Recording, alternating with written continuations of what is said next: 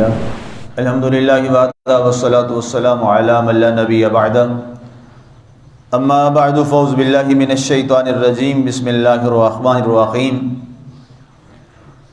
الذی خلقک فسواک فعدلک فی ای صورت ما شاء رکبک کلا بل تکذبون بالدین،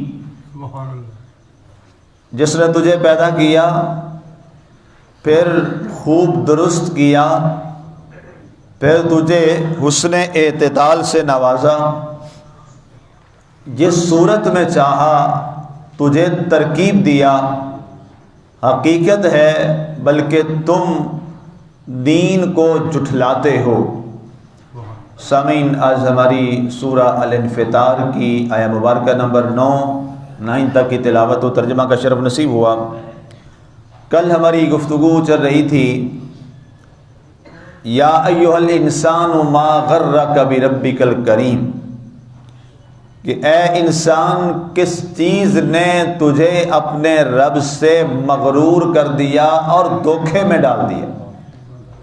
اس کی کل تفصیل اور وضاحت آپ نے مفصل انداز میں سنی۔ ایک بات میں عرض کر دوں، کل کافی احباب کے میسیجز آ رہے تھے، تو کل ہمارے کوئی وہ آپریٹر صاحب کی عدم موجودگی کی وجہ سے دوسروں سے وہ نہ ہو سکا، تو اس لیے یہ سب کو میسیج میں نہیں رپلائی کر سکا۔ تو کل درس ہوا تھا لیکن اس وجہ سے آپ تک نہ پہنچا، جتنے ہمارے دوسرے سامعین ہیں ان کے لیے۔ اب یہاں ارشاد فرمایا گیا کہ اے انسان، تیری تخلیقی مراحل کیا ہیں؟ کل اس کو مفصل انداز میں آپ کے سامنے رکھا کہ کن کن پروسیس سے گزر کر انسان اللہ تعالیٰ اس کے وجود کو اور اس کے پورے وہ کی جو بوند جو باپ کی پشت سے رحم مادر میں پہنچی، اللہ نے اس کو کن مراحل سے 8 مرحلوں سے گزار کر ایک حسن صورت سے نوازا ہے۔ اور یہ مرحلہ کوئی مفسر یا کسی محدث نے بیان نہیں کیا، یہ سارے مراحل خود اللہ نے قرآن میں بیان کیے۔ اس کا درس پہلے گزر چکا ہے۔ ارشاد ہوا فی ای صورت ما شاء رکبک، اللہ تعالیٰ نے جس صورت میں چاہا تجھے اللہ نے ترکیب دیا۔ اب یہ لفظ پر مفسرین نے بڑی خوبصورت تفسیر لکھی اور بحث کی۔ وہ کہتے ہیں کہ اس کا مطلب یہ ہے کہ اس وقت جو انسان دنیا میں اپنی صورت کے ساتھ موجود ہے، ہر انسان کی جو صورت ہے یہ وہ صورت ہے جو اللہ کو پسند آئی، اسے محبوب لگی اور اس نے وہ انسان کو عطا فرما دی۔ یہاں جتنے چہرے موجود ہیں، کائنات میں جتنے انسانوں کے چہرے موجود ہیں، ہر ایک چہرہ اس سے کبھی نفرت مت کرنا، اس کو نفرت کی نظر سے مت دیکھنا، کیونکہ ہر چہرہ میرے رب کا محبوب چہرہ ہے۔ ہر چہرے کو رب نے پسند کیا ہے تو اس انداز میں بنایا۔ ایک بار ہمارے ہاں حسن کے بھی ہر ایک کے اپنے اپنے معیار ہیں۔ بندوں کے معیار ہمیشہ ناقص رہے ہیں، حقیقی سچا سچا معیار وہی ہے جو خود خالق نے عطا فرمایا ہے۔ یہاں تو لوگوں کے حسن کے عجیب معیار ہیں۔ کوئی کسی کی دولت کو اس کا حسن سمجھتا ہے، بڑا عجیب سا آدمی ہوتا ہے، ان پڑھ گنوار جاہل، اور اس کی صورت بھی ایسی لیکن مال و دولت ہے، بڑے بڑے ہنسی اس کو سلام کرتے ہیں جھک کے، ایسا ہے نا جی۔ تو وہاں کیا ٹھہرا؟ حسن دولت ٹھہری۔ ٹھیک ہے، کچھ ایسے ہوتے ہیں کہ ان کے ہاں اور کچھ نہیں ہے، لفاظی بہت خوبصورت ہے، بڑے بڑے بادشاہ ان کے سامنے آ کے 2 زانو ہو کے بیٹھتے تھے، یہ ان کے کلام کا حسن تھا، زبان پہ جادو تھا، سحر پیدا کر دیتے تھے۔ کوئی ایسا ہوتا ہے کہ نہ رنگ نہ ڈھنگ لیکن تحریر بڑی خوبصورت ہوتی ہے، لوگ اس کی تحریر کے آگے دست بستہ کھڑے ہوتے ہیں، یہ اس کی تحریر کا حسن ہے۔ اسی طرح سے کسی کے پاس اور کچھ بھی نہیں ہے، اللہ نے اس کے چہرے کو ایسا حسین بنایا، لوگ اس کی خوبصورتی پر فدا ہو جاتے ہیں، تو یہاں خوبصورتی کا معیار اس کا ظاہری ٹھاٹھ باٹھ رہا۔ کوئی ایسے ہوتے ہیں ان کے پاس کوئی منصب ہوتا ہے، کوئی وزارت و مشارت ہوتی ہے، بولنے کی بھی تمیز نہیں ہوتی، لیکن لوگ انہیں پروٹوکول اور سیلیوٹ کرتے ہیں۔ یہ کیا حسن ہے؟ اس کے عہدے کا حسن ہے۔ گویا یہ ایک لمبی فہرست ہے کہ دنیا میں ہر ایک کے حسن کا الگ الگ معیار ہے، لیکن یہ سارے عارضی ہیں اور یہ سارے ناقص ہیں۔ اصل تو وہ ہے جس کو میرا رب فرمائے یہ حسین ہے، یہ خوبصورت ہے، اور وہ رب تعالیٰ نے خود فرمایا۔ سورہ بنی اسرائیل کی غالباً آیت نمبر 70 ہے، ہاں اس میں درس میں نے بات کی تھی۔ سورہ بنی اسرائیل میں اندر اللہ فرماتا ہے وَلَقَدْ كَرَّمْنَا بَنِي آدم، اور تحقیق قسم ہے، اللہ نے قسم اٹھائی اور قسم ہے تحقیق، کرمنا بنی آدم، ہم نے تمام بنی آدم کو، اولاد آدم کو بڑا صاحب عزت بنایا ہے۔ اب بنی آدم میں کون ہے؟ سارے بشر، اس میں کوئی اللہ نے فرق نہیں کیا فلاں کو فلاں کو فلاں کو، بنی آدم میں سارے ہی ہیں۔ بحیثیت تخلیق ساروں کو اللہ نے تکریم والا بنایا، اور اتنی تکریم دی، اتنی تکریم دی، اتنی تکریم عطا فرمائی کہ رب ذوالجلال خود سورہ لقمان کی آیت مبارکہ نمبر 20 میں کیا فرماتا ہے؟ اللہ وہ ہے والذی سخر لکم ما فی السماوات وما فی الارض، اے انسان زمین و آسمان میں اور جو کچھ اس کے درمیان ہے سارے کا سارا میں نے تیرے تابع کر دیا ہے۔ اس سے بڑا پروٹوکول اور کیا ہے کائنات میں؟ کیا فرشتے کے لیے پروٹوکول ہے؟ نہیں ہے۔ جس کو ہم بڑا ہی کوئی انسان اچھا ہم کہتے ہیں یار یہ تو بڑا فرشتہ صفت انسان ہے، اقبال نے کہا تھا فرشتہ کہنے سے میری تحقیر ہوتی ہے، میں انسان ہوں مجھے انسان رہنے دو۔ ہاں جی، انہوں نے کہا فرشتہ نہ کہو، فرشتہ تو ہماری گرد راہ ہے، بندہ بن جائے نا بندہ، شرط یہ ہے بندہ بن جائے بندہ تو فرشتے اس کے پاؤں میں اپنے پر بچھاتے ہیں۔ ہاں جی، یہ کوئی ہوائی بات نہیں ہے، نہ کوئی فلسفی بات ہے، یہ حدیث مصطفیٰ ہے صلی اللہ علیہ وآلہ وسلم۔ اللہ تعالیٰ نے انسان کیا سارے فرشتوں کا جو سردار ہے، سارے فرشتوں کا سردار سیدنا جبریل علیہ السلام، کیا ایک انسان کے قدم نہیں چومتا؟ چومے ہیں نا جی، جناب رسول صلی اللہ علیہ وسلم انسان نہیں ہے؟ چومے کہ نہیں چومے؟ کافوری لب، نوری لب، اور کہاں آ کے بوسہ دے کے جھک رہے ہیں؟ قدم رسول صلی اللہ علیہ وآلہ وسلم۔ تو عظمت کس کی ٹھہری؟ فرشتے کی یا انسان کی؟ انسان کی۔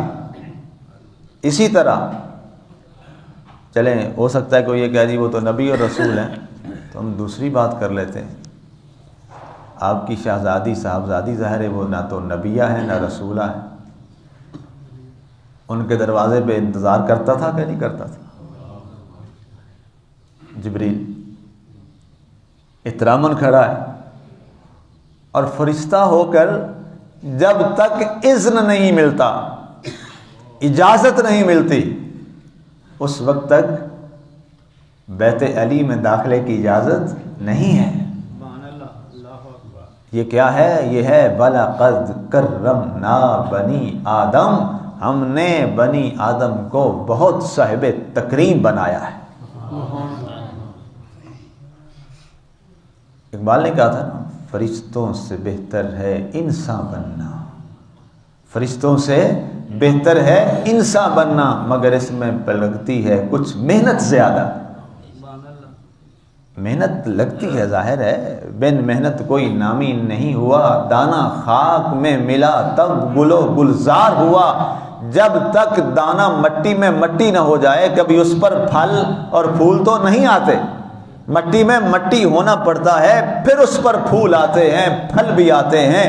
فرمایا اے انسان تو اپنے آپ کو مالک کے آگے جھکا کے تو آ، ساری کائنات سے تجھے افضل بنا کے نہ دکھاؤں تو پھر کہنا، میرے در پہ آ کے جھک کے تو دیکھ، مجھے اپنا معبود برحق اور خالق حقیقی مان کر تو دیکھ، لفظوں سے نہیں، رب لفظوں کا محتاج نہیں ہے۔ یہ نماز کی نیت ہے نا، یا ہم لفظوں سے کسی اور وجہ سے کرتے ہیں؟ اسلام میں لفظوں سے نیت کہیں پہ ثابت نہیں ہے۔ نیت کیا ہے؟ آپ کے دل کا ارادہ ہے۔ تو لفظ تو اللہ تعالیٰ تو خود اس کی وضاحت قرآن سے سن لیجیے۔ اللہ تعالیٰ فرماتا ہے ان اللہ لا ينظر الی صورکم بل ينظر الی قلوبکم، اللہ تمہاری صورتوں کو نہیں دیکھتا، اللہ تمہاری شکلوں کو نہیں دیکھتا، اللہ تو تمہارے دلوں کو دیکھتا ہے۔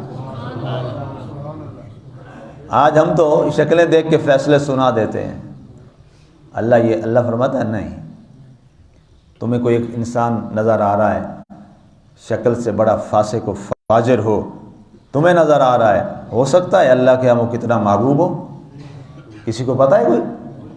اور ایک آپ کو بڑا نظر آئے جی، بڑا نیک پاک صاحب نمازی پرہیزی، ہو سکتا ہے اللہ کے ہاں وہ کسی شمار میں ہی نہ ہو۔ انسان کیسے کسی کے بارے فیصلہ کر سکتا؟ یہ تو اللہ کے معاملات ہیں۔ حدیث رسول صلی اللہ علیہ وسلم ہے، ایک دفعہ ایسا ہوا کہ جو مجذوب لوگ ہوتے ہیں ان کے بارے میں، یہ عرب میں ہوتے تھے، حرم شریف میں بھی ہوتے تھے، مدینہ النبی میں بھی ہوتے تھے۔ ایک دفعہ آیا تو کوئی اس کی کیفیت ایسی تھی جیسے وہ رہتے ہیں اپنی دنیا میں، اس پہ اللہ کی تجلی پڑی ہوتی ہے، اسے تو پتہ ہی نہیں ہوتا میں کس کنڈیشن میں ہوں۔ تو کچھ لوگوں نے نئے نئے بدوی اسلام لائے تھے، انہوں نے ذرا حقارت سے ان کو دیکھا، اللہ کے نبی صلی اللہ علیہ وسلم جلال میں آ گئے، فرمایا یہ جو مدفوع بالابواب، یہ جن کو دروازوں سے تم دھکے دیتے ہو نا، لو اقسم علی امر لابرہ اللہ تعالی، اگر یہ کسی بات پر قسم کھا لینا کہ اللہ نے تو ایسا کرنا ہے، فرمایا مجھے قسم ہے جس کے قبضہ قدرت میں محمد کی جان ہے، اللہ ویسے ہی کرتا ہے جیسے یہ چاہتے ہیں۔ اور خود فرمایا مدفوع بالابواب، تم انہیں دروازوں سے دھکے دے کے نکال دیتے۔ یاد ہے ایک، سبحان اللہ، وہ شعر یاد آ گیا کہ بڑے عظیم بزرگ میرے استاد گرامی نے مجھے سنایا تھا، حضور قبلہ شیخ الحدیث رحمۃ اللہ تعالیٰ علیہ، مشتاق احمد چشتی گولوی رحمۃ اللہ علیہ، آپ کا مزار گوڑا شریف میں، بخاری کے حافظ تھے، اتنے بلا کے عالم تھے، بڑے لالا جی سرکار کے بیت تھے۔ آپ فرماتے ہوتے تھے گرم رکھتے ہیں ملاقات ہر بد و نیک سے ہم۔ تو مجھے معلوم نہیں تھا یہ میرے پیر صاحب کے چھوٹے بھائی ان کی غزل کا شعر تھا، تو مجھے سنایا انہوں نے، ان کا ایک دیوان تھا اس میں سے، مجھے فرمانے کہ وہ فلاں ان کی غزل میں سے جا کے پڑھنا، پھر وہ مجھے مل گئی، سید محمد ظفر قادری رحمۃ اللہ تعالیٰ علیہ کا یہ شعر ہے، گرم رکھتے ہیں ملاقات ہر بد و نیک سے ہم، اور تجھ سے ملنے کو ہر ایک سے ملتے ہیں ہم۔ پتہ نہیں کسی بد سے ہاتھ ملانے سے وہ مل جائے۔ گرم رکھتے، یہ بڑی مشکل باتیں ہیں لیکن حقیقت یہی باتیں ہیں۔ گرم رکھتے ہیں ملاقات ہر بد و نیک سے ہم، تجھ سے ملنے کو ہر ایک سے ملتے ہیں ہم، پتہ نہیں کس صورت میں وہ مل جائے۔ حضور نظام الدین محبوب الہی رحمت اللہ تعالی علیہ، آپ کے اس پر بے شمار ایسے واقعات ہیں، حضرت جنید بغدادی کے کئی ایسے واقعات ہیں، جب ایک طوائفہ کے کوٹھے کے باہر کھڑے ہو گئے تھے لائن میں، ساروں نے لاؤ جنید بغدادی تینوں کی ہو گیا، ایڈا صوفی ایڈا عالم ہے، طوائفہ کے باہر کھڑا ہے جہاں سارے زانی لوگ اکٹھے ہوئے ہیں، آپ سنتے رہے۔ اب دیکھیں نا ظاہری طور پہ تو بڑا گندا کام، کوٹھے والی عورت کے باہر لائن میں لگے ہوئے ہیں درہم دے کر اس سے وقت لینے کے لیے، سب نے کہا اتنا بڑا امام، اتنا بڑا ولی، اور یہ اب یہ زانیوں کی سب میں کھڑا ہے۔ ہم تو ظاہر دیکھتے ہیں نا، باطن کیا تھا، آپ سنتے رہے، برداشت کرتے رہے۔ جب گئے تو آپ نے پھر کیا کیا؟ اس عورت سے کہا، فرمایا میں نے تیرے پیسے ادا کیے ہیں، یہ وقت میرا ہے، میں جو چاہوں گا تجھ سے کرواؤں گا۔ جی بالکل آپ کا وقت ہے، جو چاہیں کریں۔ آپ نے فرمایا چل وضو کر۔ وضو کروایا، کہا او مصلی بچھاؤ، میرا ٹائم ہے نا، میں جو چاہوں گا۔ کہا جی بالکل پابند ہوں میں، تو آپ نے پیسے ادا کیے۔ مصلی پہ کھڑا کیا، اس وقت سر سجدے میں ڈال کے رو پڑے، مولا یہاں تک لانا میرا کام تھا، آگے سنبھالنا تیرا کام ہے۔ پھر سنبھالا دیا کہ نہیں رب نے، اس میں سے پھر غوث پیدا ہوئے۔ ہاں جی، یہ اصل چیز ہے جی، یہ انسان اگر اس کو سمجھ لے۔ اب فرمایا فی ای صورت ما شاء رکبک، واپس آ جائیے اس جملے پر، قرآن کے الفاظ پر۔ فرمایا جس صورت کو میں نے چاہا، جس صورت کو جو صورت میں نے پسند فرمائی، وہ میں نے صورت انسان کی بنا ڈالی۔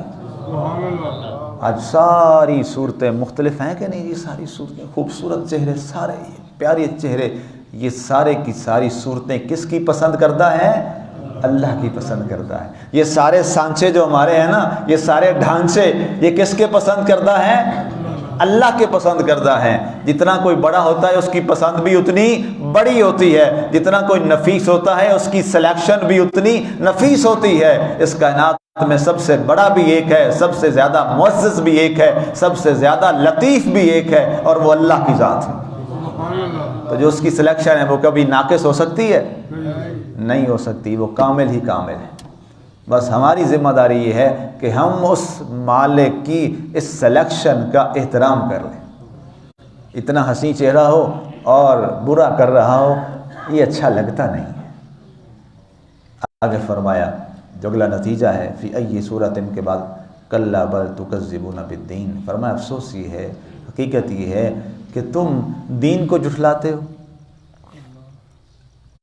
اب یہ ہمیں بتایا جا رہا ہے کہ بھئی میں نے تو تمہیں اتنا پیارا بنایا، اے میرے بندو، میں نے تو تمہیں اتنا حسین بنایا، میں نے تو تجھے پسند کر کے بنایا، اور تو ہے کہ تو میرے ہی دین کو جھٹلا رہا ہے، تو میرے ہی فرائض کو چھوڑ رہا ہے، تو میرے ہی احکامات کو پس سے پش ڈال رہا ہے، تو شیطان کی مان رہا ہے رحمان کے مقابلے میں۔ کہاں رحمان، کہاں رذیل شیطان؟ فرمایا مجھے دکھ اس وقت ہوتا ہے، اللہ فرماتا ہے، جب تو اپنے ہی پیدا کرنے والے کے خلاف اس ملعون کی بات کو مانتا ہے۔ یہ ایک بڑی اہم بات ہے جو ہم نے سمجھنی ہے۔ اللہ کے احسان کا بدلہ ہم نے شکر کے ساتھ دینا ہے، صبر کے ساتھ دینا ہے، عمل کے ساتھ دینا ہے۔ اور جب انسان صبر و شکر کر کے ساتھ اس کا صلہ دیتا ہے تو پھر اللہ نے دونوں جگہ پہ خوشخبریاں سنائی ہیں، وَبَشِّرِ الصَّابِرِينَ، صبر کرنے والوں کے لیے میری بشارتیں ہی بشارتیں، بشارتیں ہی بشارتیں۔ اور اصل میں قرآن کا ایک ظاہر ہے اور ایک باطن ہے، جس نے اس کے باطن کو سمجھ لیا نا، پھر وہ بڑی استقامت کے ساتھ اپنے بیٹے بھی قربان کرواتا ہے اپنے ہاتھوں میں، اپنے بھتیجے بھی قربان کرواتا ہے اپنے ہاتھوں میں، اپنے بھانجے بھی قربان کرواتا ہے اپنے ہاتھوں میں، اپنے بھائی بھی قربان کرواتا ہے اپنے ہاتھوں میں، اور اپنی بہنوں کی قربانیاں بھی دیتا ہے اپنے ہاتھوں میں، کیونکہ اس نے قرآن کا باطن سمجھ لیا تھا۔ وَبَشِّرِ الصَّابِرِينَ۔ ہمیں اصل میں ابھی سمجھ نہیں آ رہی، ابھی ہمیں سمجھ نہیں آ رہی، جس دن سمجھ آ گئی۔ اب دیکھیں نا کربلا، یہ تو مورخین نے لکھا ہے نا جی، نان مسلمس نے لکھا ہے، ہندو نے لکھا ہے، کرسچن نے لکھا ہے، یہودی نے لکھا ہے، مستشرق نے لکھا ہے، کربلا پہ پوری دنیا کے ہر انسان نے لکھا ہے، اور انہوں نے یہ مانا ہے کہ حسین صرف مسلمانوں کا نہیں، حسین تو ساری انسانیت کا بادشاہ ہے۔ جی یہ تو پوری انسانیت کا امام اور بادشاہ ہے۔ اور پھر سب نے لکھا ہے کہ اصل میں وہ سمجھ گیا تھا یہ دنیا میں کسی انسان سے ممکن نہیں ہوتا کہ ایسے ذبح کروا کے 6 ماہ سے لے کر اپنے 45 سال اور 55 سال تک کے بھائی اور سارے قربان کروانا، یہ انسانی لیول برداشت کر ہی نہیں سکتا۔ فرمایا صرف اس لیے تھا کہ وہ سمجھ گئے تھے وَبَشِّرِ الصَّابِرِينَ۔ اور شکر کے بارے خود قرآن میں فرمایا لَئِن شَكَرْتُمْ لَأَزِيدَنَّكُمْ، جب تو شکر کرے گا نا میں تیرے اوپر احسانات اور بڑھاتا چلا جاؤں گا۔ اللہ اکبر۔ اب دین کے بارے میں دین اسلام بھی ہے، دین سے مراد حق بھی ہے، دین سے مراد حقیقت بھی ہے، فرمایا دین سے مراد قیامت بھی ہے۔ یہ سارے معنی لکھے ہیں مفسرین نے اور عربوں میں استعمال بھی ہوتے تھے۔ قیامت کے لیے بھی دین کا لفظ استعمال ہوتا ہے، دین کا لفظ جو ہے وہ اسلام کے لیے بھی استعمال ہوتا ہے، دین کا لفظ موت کے لیے بھی استعمال ہوتا ہے، دین کا لفظ فرائض و واجبات کی ادائیگی کے لیے بھی استعمال ہوتا ہے۔ یہ سارے معنی میں ہے، تمام کا معنی یہی ہوتا ہے کہ اے انسان افسوس ہے، تو قیامت کو جھٹلاتا ہے، تو اعمال صالحہ کو جھٹلاتا ہے، تو نیک باتوں کو جھٹلاتا ہے، تو تقوی کو جھٹلاتا ہے۔ اس کو جھٹلانے سے پہلے یہ غور کر لینا فی ای صورت ما شاء رکب، ہم نے تو تجھے پسندیدہ بنا کے تیری شکل بنائی ہے۔ اللہ ہمیں عمل کی توفیق عطا فرمائے، اللہ ہمیں اس خوبصورت نقطے کو سمجھنے کی توفیق عطا فرمائے، آمین۔ وما علینا الا البلاغ المبین۔